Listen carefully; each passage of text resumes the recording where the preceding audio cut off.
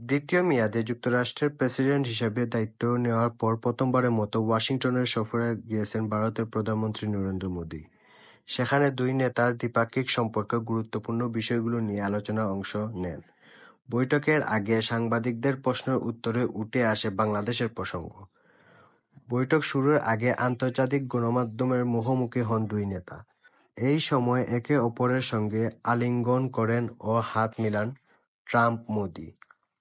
দুই নেতার গণমাধ্যমের কাছ থেকে আসা বিভিন্ন প্রশ্নের জবাব দেন। এমন এক প্রশ্ন উঠে এসেছিল বাংলাদেশ প্রসঙ্গে।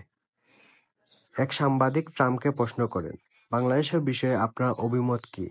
কারণ এটা স্পষ্ট যে বাইডেন প্রশাসনের আমলে মার্কিন ডিপ স্টেট বাংলাদেশ সরকারের পরিবর্তনের সঙ্গে জড়িয়েছিল। এমনকি মোহাম্মদ ইউনূসও জুনিয়র সুরোসের সঙ্গে দেখা করেছেন। বাংলাদেশের বিষয় নিয়ে আপনার দৃষ্টিভঙ্গি কি? জবাবে ট্রাম্প বলেন, এক্ষেত্রে আমার ডিপ স্টেটের কোনো ভূমিকা ছিল না।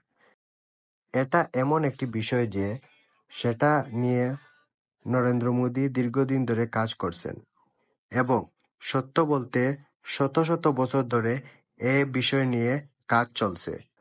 কিন্তু আমি এটা প্রধানমন্ত্রী মোদির কাছে ছেড়ে দিয়েছি। ডোনাল্ড ট্রাম্প আরও বলেন, মোদি ভারতে ভালো কাজ করছে এবং আমাদের দুজনের মধ্যে খুব ভালো বন্ধুত্ব রয়েছে। আমরা দুই দেশের সম্পর্ককে উন্নয়ন ঘটানোর আহ্বান রাখব। গণমাধ্যমের উদ্দেশ্যে ভারতের প্রধানমন্ত্রী নরেন্দ্র মোদি বলেন, প্রেসিডেন্ট ডোনাল্ড ট্রাম্প সব সময় তার নিজের দেশকে অন্য সব কিছু থেকে এগিয়ে রাখেন, যা আমার দৃষ্টিতে একটি প্রশংসনীয় কাজ। আমিও একই কাজ করি। এ বিষয়টি আমাদের দৃষ্টিভঙ্গি এক।